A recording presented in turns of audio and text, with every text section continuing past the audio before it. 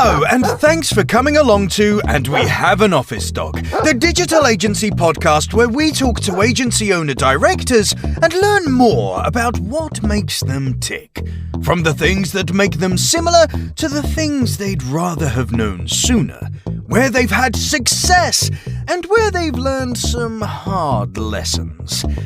All will be revealed with your host, Chris Simmons, the agency coach, and he'll be talking to a different awesome agency person in each episode, asking them 4 questions and seeing where the conversation takes us over the next 25 minutes. Okay, so let us begin. Over to you, Chris. Thanks, voiceover guy. And on the podcast today, we've got Sherrie from Glowbright Marketing. How are you doing, Sherrie? I'm good, thank you. How are you? All right, thanks very much. All right, we've just been talking about office dogs, and you're hiring at the minute, and your office dog is part of the job description. That's fantastic. He is. Yeah, absolutely. I think it's a good selling point.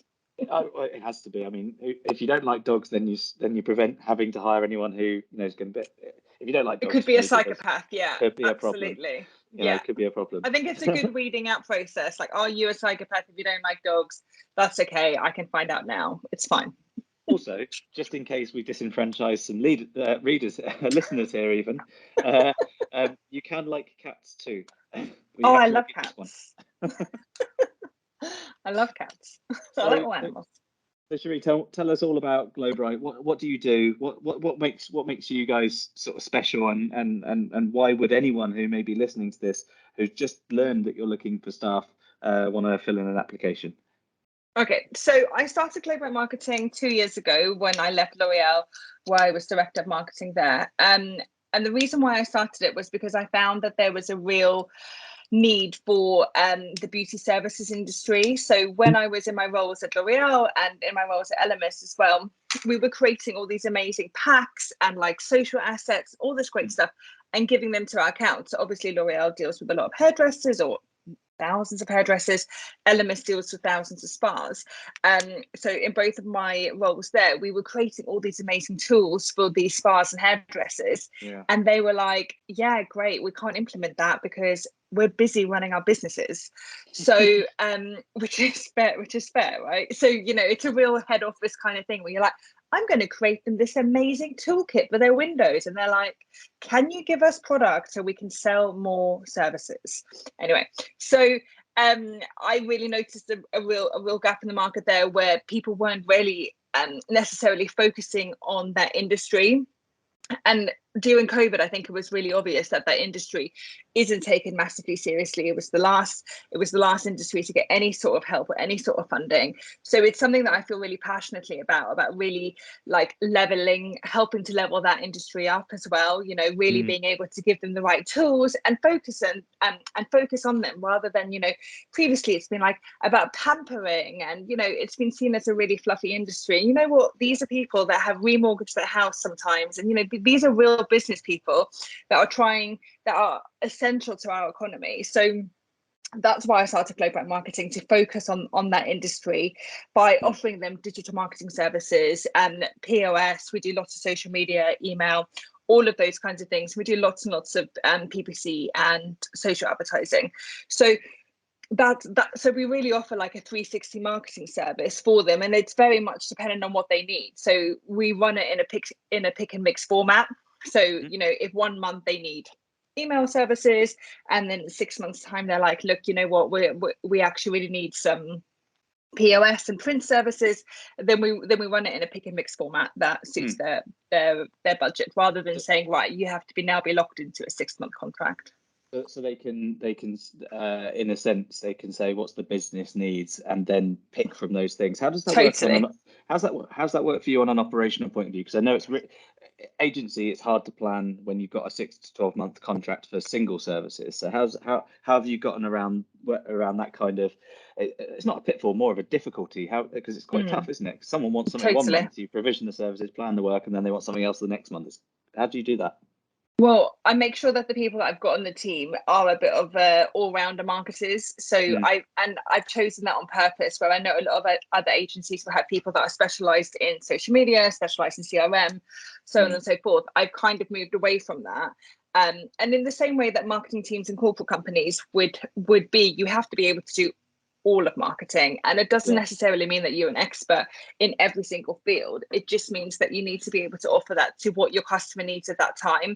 So where I've really focused the agency on being customer first, and I know lots of people say that it's a bit of a buzzword, but I really do believe in that, because if the customer does need something on that month, and we try not to do it month by month, but we will chop and change depending on what their needs are and ultimately what their budgets are. And by doing that, it's meant that that all of our customers have started off maybe just taking social media, and they all now take 6 or more services by offering them that flexibility. So even though it's a lot more work for us, in the long term, it's meant that we've been able to grow really quickly with the clients.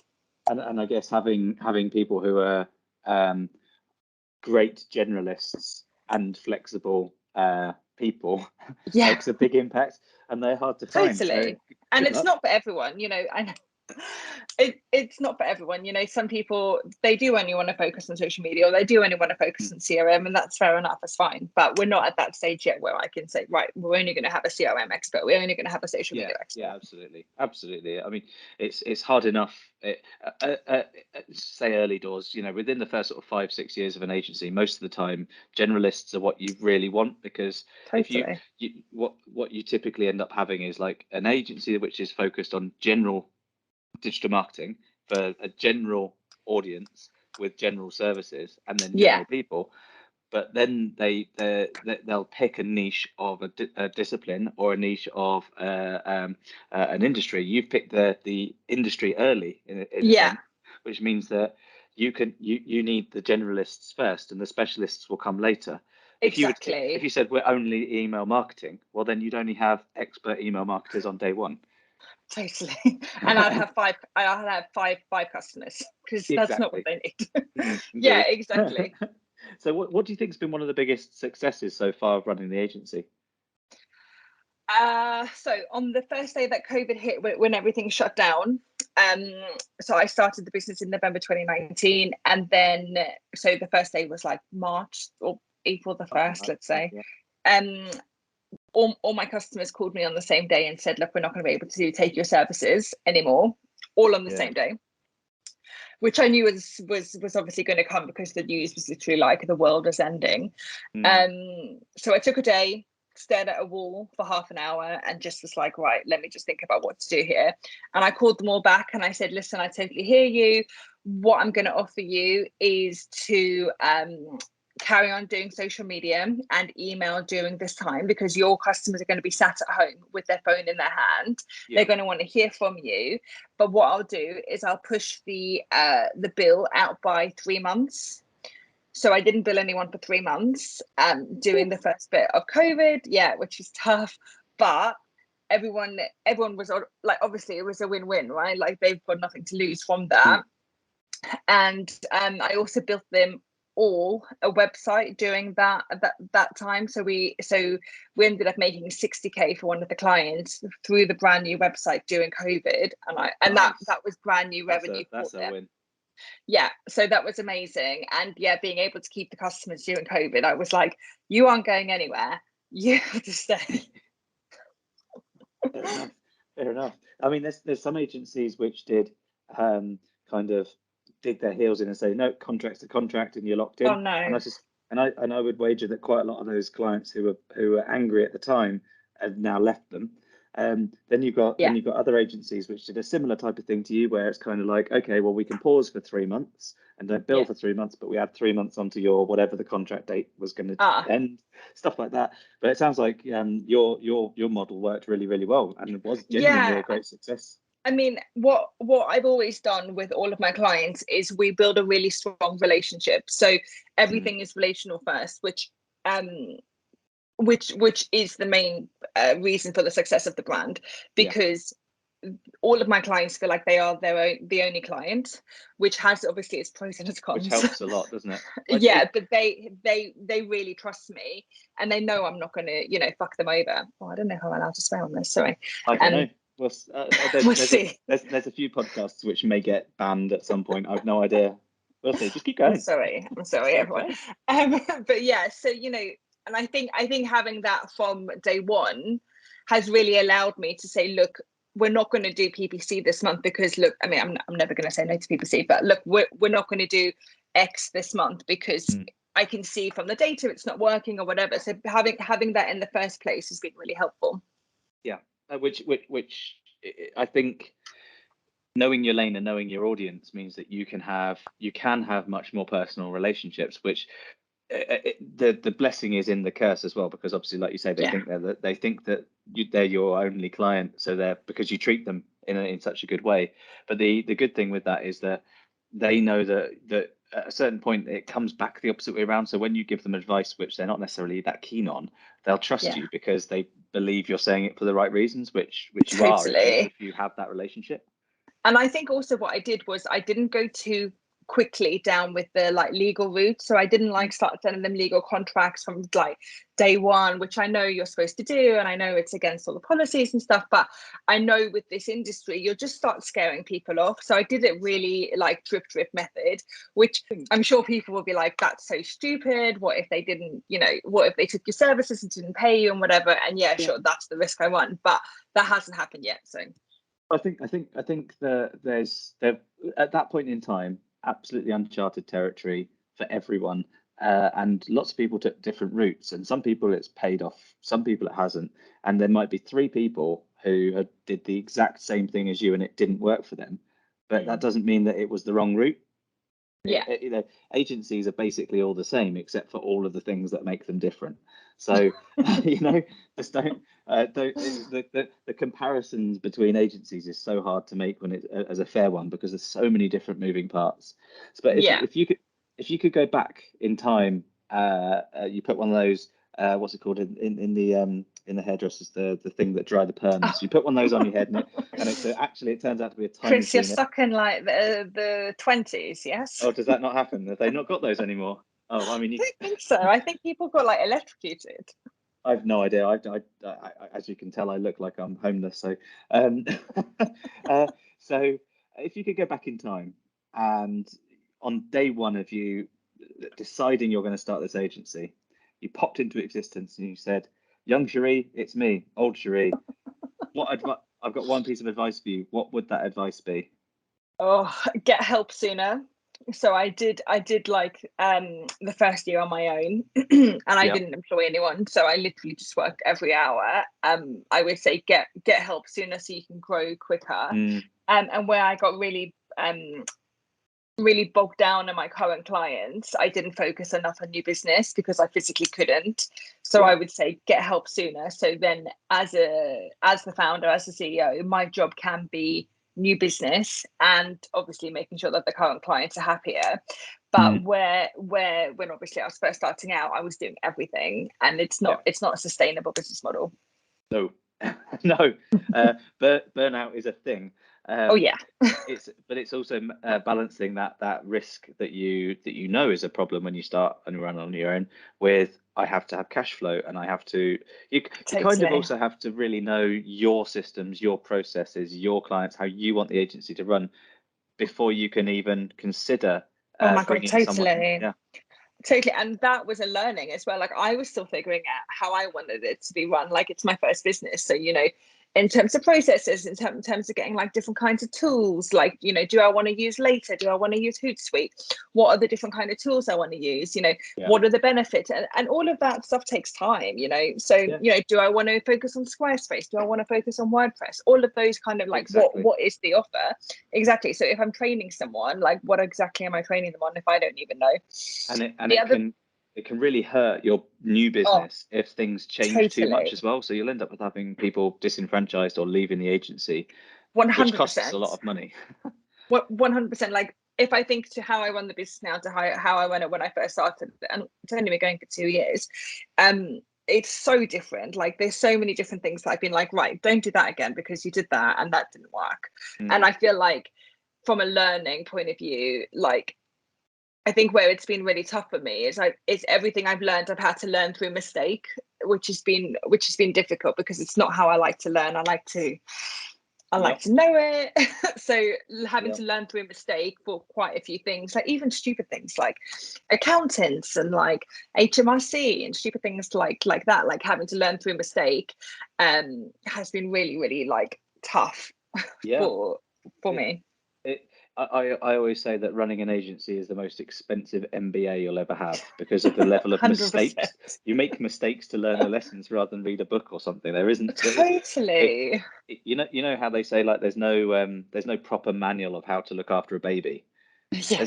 There really isn't a book for running an agency. There's loads of books about agencies. There's loads of books about running businesses, but they're books. They don't have your unique individual situation that in mind at that exact moment in time.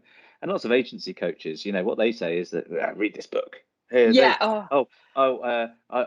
really need to do this. Oh, there's this really good book by this really good person. Here you go away and read that, and then add another 3 or 4 months onto the retainer for you. Literally, I've got so many books. I could literally open up a self-help library. Like it's a joke.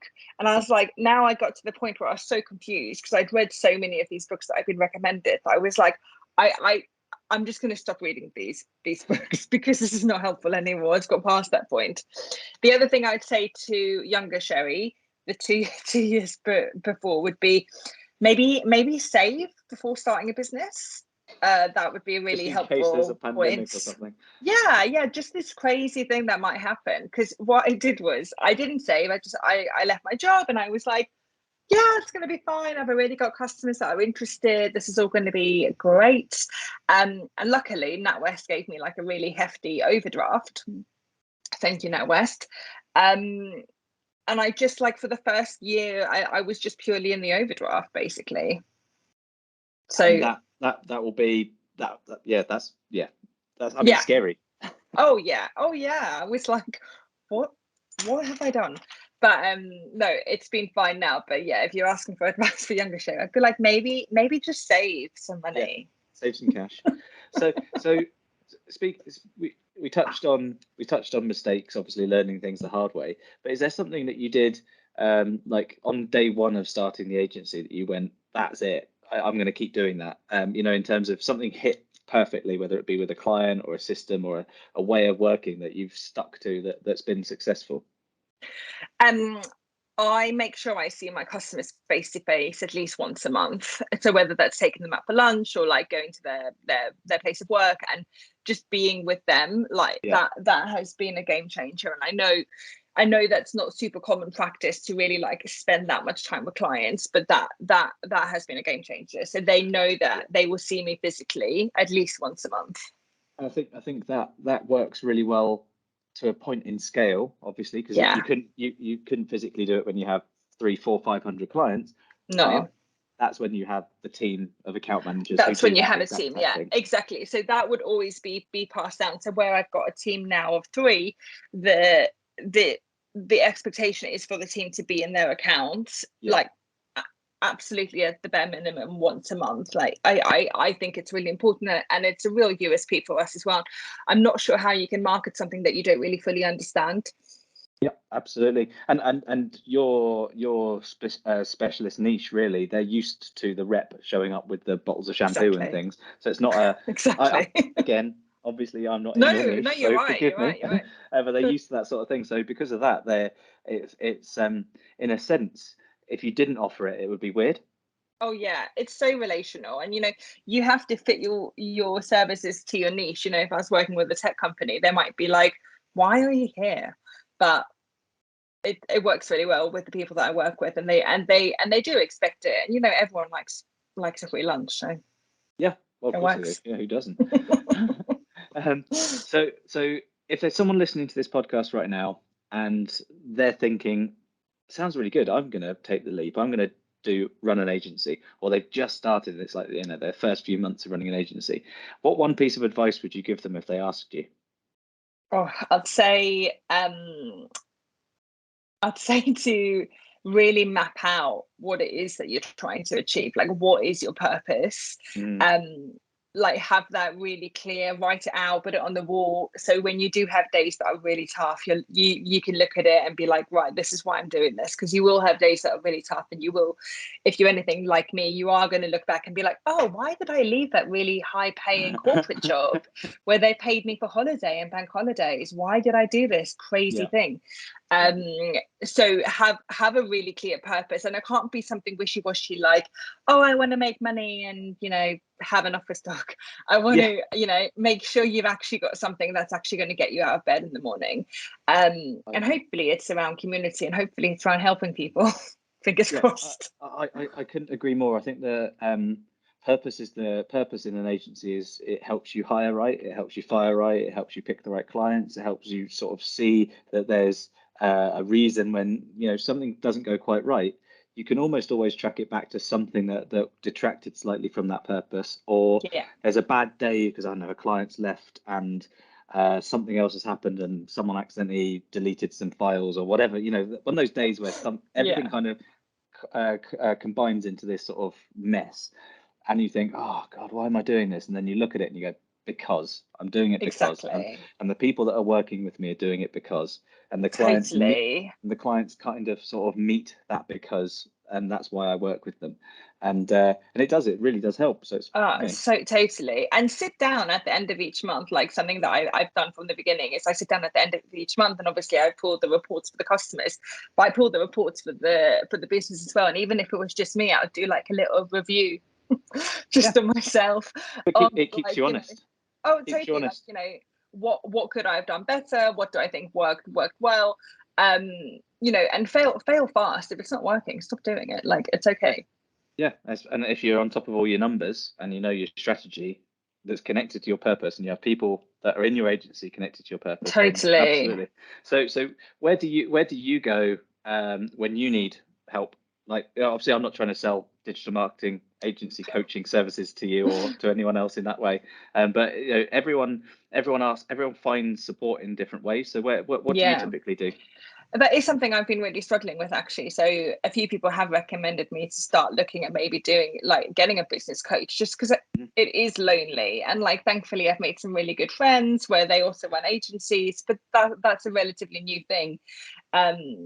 But yeah, it's tough. It's really tough. And like, also, you know, the hiring, the firing thing, like, I hate it. Honestly, it's not in my wheelhouse. I find it really challenging to do the hiring and the firing. It's hard, and it's all on you, like all of it. So, you know, take your friends and your colleagues' advice, because there's a sort of thing where if someone's kind of been there and done it, and it's their job to kind of keep you on track with your purpose, you know, then anything, whether it be a couple of calls in a month to just kind of have a chat, or more structured stuff, it helps. Quite a lot of agencies end up sort of, in a sense, formalizing, like you say, the friendship that you've got with a few agency owners, where you kind of formalize the thing, so you end up with like a monthly meetup, so you kind of have a chat as a bit of a mastermind group type thing. And sometimes that helps as well, because you can structure it a little bit and say, right, we're all going to talk about staff this month, and then everyone comes with their niggles and their problems and their solutions, and you all help each other out. Yeah, exactly. I mean, the thing I'm kind of like going back and forth with at the moment, and this is probably quite topical for the climate, is whether or not to get an office. So I know, you know, obviously I want to continue doing hybrid working, and I think it's important for mental health, and absolutely, like, I think that's a really important thing. But I can definitely see the benefits of being in one place together, you know, especially with like marketing, where we've got loads of printouts and stuff like that for our clients. Like, having it all at my house is a nightmare. And you never get to have a day off if you keep seeing all your work. Exactly. So I think, so I'm currently in the process of thinking about getting an office and what that looks like from a cost point of view, and all of these kinds of things to think about. It's hard. And just remember, those sorts of decisions, they should always somehow map to that purpose. Exactly. Yeah, exactly. But I think being able to collaborate together, like doing it all via Teams or Zoom and stuff, like it's it's not so easy to do everything via online. Yeah, no, I completely agree, and I think bringing it back to your advice is, it's hard to stick to that purpose all the time if everyone's just a bunch of pixels on a screen all the time.